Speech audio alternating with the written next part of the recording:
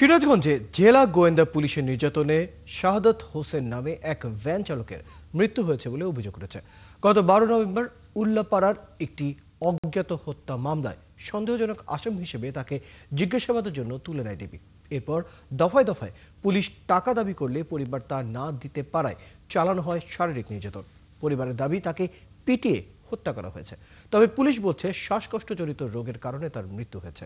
হাসপাতাল থেকে বলা হচ্ছে নিহত শাহাদাতকে শারীরিক নির্যাতনের চিকিৎসা দেওয়া হয়েছে। ইউসুফ দেওয়ান রাজুর তথ্য ও বেলাল হোসেনের ছবিতে প্রতিবেদন। গত 12 নভেম্বর সিরাজগঞ্জ উল্লাপাড়ার এক অটোরিকশা চালককে হত্যা করে অটোরিকশা ছিনতাই করে দুর্বৃত্তরা। সেই মামলায় শাহাদাত হোসেন নামে এক ভ্যান চালককে জিজ্ঞাসাবাদের জন্য আটক করে জেলা গোয়েন্দা পুলিশ। পরে শুক্রবার বিকেল 3টার দিকে গুরুতর অবস্থায় সিরাজগঞ্জ 250 শয্যা বিশিষ্ট জেনারেল হাসপাতালে ভর্তি করলে মৃত্যু হয় শাহাদাত হোসেনের।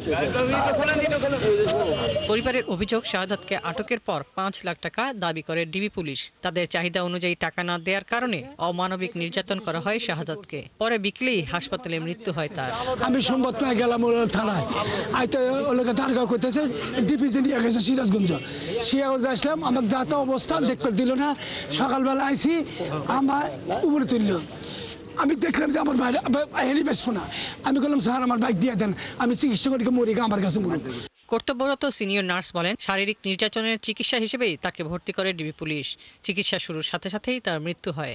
রোগীকে ভর্তি করে 5 জন পুলিশ সদস্য, তারা সবাই সিভিল ড্রেসে ছিল। তারা বলছে আমরা ডিবি। এটা ফিজিক্যাল অ্যাসল্ট হিসেবে আমাদের এখানে ভর্তি হয়। রোগীর অবস্থা খুবই খারাপ ছিল।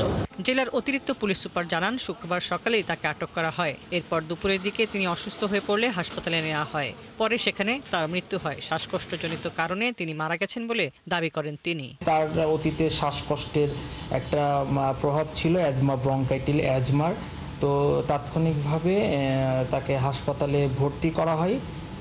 সদর হসপিটালে নিয়ে গেলে পরবর্তীতে তাকে ব্রঙ্কাইটাল অ্যাজমার বিভিন্ন চিকিৎসাপত্র তাকে দিয়েছে বলে আমরা জানতে পেরেছি। এ নিয়ে মামলার প্রস্তুতি চলছে বলে পরিবারের পক্ষ থেকে জানানো হয়েছে। হাসিবা আলী বর্ণা, ৭১।